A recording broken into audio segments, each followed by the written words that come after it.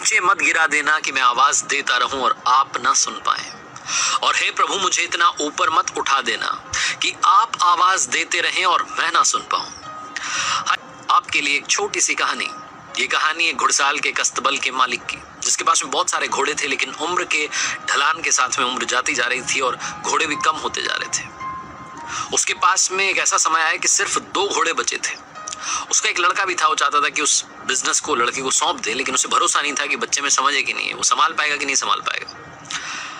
वो कहते हैं ना, जब बुरा समय आता है तो ज्यादा ही बुरा आता है। इस व्यक्ति की जिंदगी में बुरा समय चल रहा था और इतना बुरा आया कि उन 2 घोड़ों में से भी एक घोड़े की आंखें कमजोर होने लगी, उसे दिखाई देना कम होने लगा और धीरे धीरे काफी इलाज करवाया उसके बाद में भी उसकी आंखें चली गई, वो अंधा हो गया।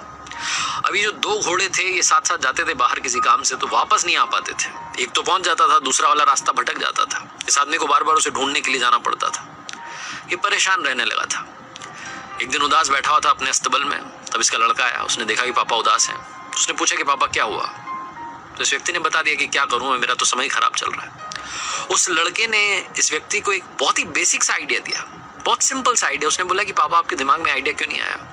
बहुत सिंपल सी बात है, जो घोड़ा सही है उसके गले में घंटी बांध दीजिए। मुझे मालूम है इन दोनों घोड़ों की दोस्ती अच्छी है, ये जहां भी जाते हैं साथ में जाते हैं। तो ये जब जाएंगे ना बाहर, तो ये जिसको दिखाई नहीं देता है वो घंटी की आवाज सुन करके रास्ता फॉलो करते करते वापस आ जाएगा। आपको बार बार जाने की जरूरत नहीं है, बार बार परेशान होने की जरूरत नहीं है। ये आदमी सोचने लगा कि इसको ये सिंपल सी बात क्यों नहीं आई दिमाग में। इसने वही किया, जो सही घोड़ा था उसके गले में घंटी बांध दी। जब भी दोनों घोड़े बाहर जाते थे सुरक्षित वापस आ जाते थे।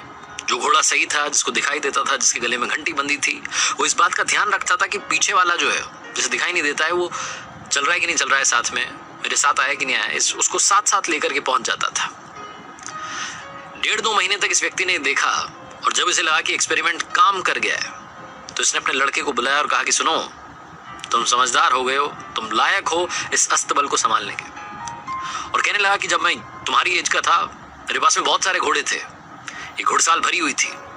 अब तुम्हारी जिम्मेदारी है कि इस बिजनेस को दोबारा से खड़ा कर दो। तुम्हें आज से बिजनेस सौंपता हूं।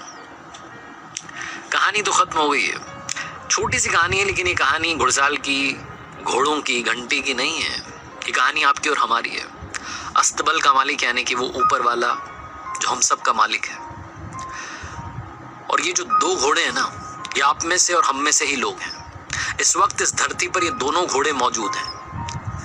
पहले वो वाले हैं जिनके गले में घंटी बंधी है, जो सही घोड़ा है, जिसका काम है कि पीछे वाले को रास्ता दिखाएं, वो घंटी की आवाज सुनकर के आपके पीछे पीछे वो भी आ जाए।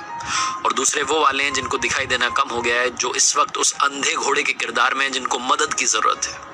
हम में से बहुत सारे लोग हैं जो कि अपनी जिम्मेदारी निभा रहे हैं। छोटा सा काम है, छोटी सी बात है जो आपके साथ शेयर करना चाहता था कि अगर आप सक्षम हैं तो ये मान के चलिए कि ऊपर वाले ने आपको वो घोड़ा बनाया है जिसके गले में घंटी बंधी है, जिसकी जिम्मेदारी है कि उस पीछे वाले घोड़े को रास्ता दिखाएं। और अगर आप इस वक्त उस घोड़े के किरदार में हैं जिसको दिखाई कम दे रहा है, जिसको रास्ता नहीं दिख रहा है, तो यकीन मानिए, विश्वास करिए, आपकी जिंदगी में भी वो घोड़ा आता ही होगा जिसके गले में घंटी बंधी है। ज्ञान की बातें बहुत सारे लोग करते हैं, ज्ञान सबके पास है। मुस्कान बांटते चलिए, यही आपसे कहना है।